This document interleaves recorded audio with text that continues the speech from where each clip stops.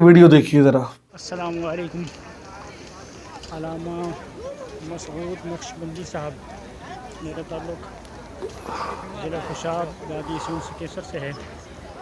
میں نے آپ کا بتایا ہوا عمل کیا ہے، جس میں آپ نے بتایا تھا کہ جو بندہ ظہر کی نماز کے بعد سورۃ فتح کی تلاوت کرتا ہے باقاعدگی کے ساتھ، اسے 6 مہینے نہیں تو سال کے اندر اندر حج یا عمرے کی سعادت نصیب ہوتی ہے۔ تو میں نے 9-10 ماہ سے یہ عمل باقاعدگی سے جاری رکھا بغیر کسی ناغے کے، تو آج الحمدللہ میں نے عمرے کی سعادت بھی حاصل کر لی ہے، اور ابھی ان دنوں میں مدینہ شریف میں ہوں۔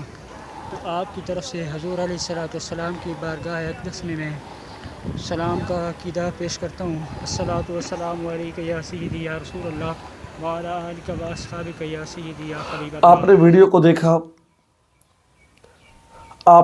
کو دیکھا، میں نے ایک ویڈیو بنائی تھی، جس ویڈیو کے اندر میں نے بتایا تھا کہ اگر آپ عمرے پہ جانا چاہتے ہیں، آپ یہ سعادت حاصل کرنا چاہتے ہیں، دیکھیں بہت سارے لوگ عمرہ کرنا چاہتے ہیں مگر ان کے پاس وسائل موجود نہیں ہے، تو میں نے کہا کہ یہ وظیفہ کر لیں، انشاءاللہ اس کو فائدہ ہوگا۔ اب آپ کے سامنے یہ صرف وظیفہ کیا، اللہ نے اس کو اپنے گھر بلا لیا۔ مال و دولت سے کوئی نہیں جاتا وہاں پر نصیبوں سے جایا جاتا ہے، وہاں پر اللہ کے حکم سے جایا جاتا ہے۔ دیکھیں صبح فجر کے بعد میں آپ کو اجازت دیتا ہوں، آپ یہ کام کریں، اور جو میری ویڈیو دیکھیں اللہ تعالیٰ سے دعا کہ اللہ تعالیٰ جو اس ویڈیو کو آگے شیئر کرے اس کو اسی سال حج پر بلا لے، اسی سال عمرے پر بلا لے اسے، ٹھیک ہے؟ وہ 2026 اس کا عمرے حج اور حج کا سال ہو اس کا۔ تو اس ویڈیو کو آگے شیئر کرے اور آگے لوگوں تک بات کو پہنچائے، سبسکرائب کریں۔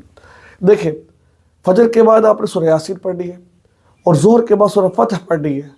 یہ حامیم پارے میں سورۃ انا فتحنا لک فتحا مبینا، اور عصر کے بعد آپ نے سورۃ النبأ پڑھنی، عما یتساءلون 30واں پارہ ہے، اور آپ نے مغرب کی نماز کے بعد آپ نے سورہ واقعہ پڑھنی ہے، اور عشاء کی نماز کے بعد سورہ ملک پڑھنی ہے۔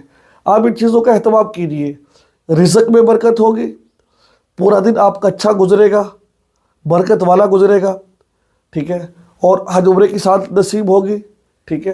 اور قبر کے عذاب سے اللہ محفوظ رکھے گا آپ کو۔ اگر آپ یہ عمل کرتے ہیں تو انشاءاللہ بہت فائدہ ہوگا۔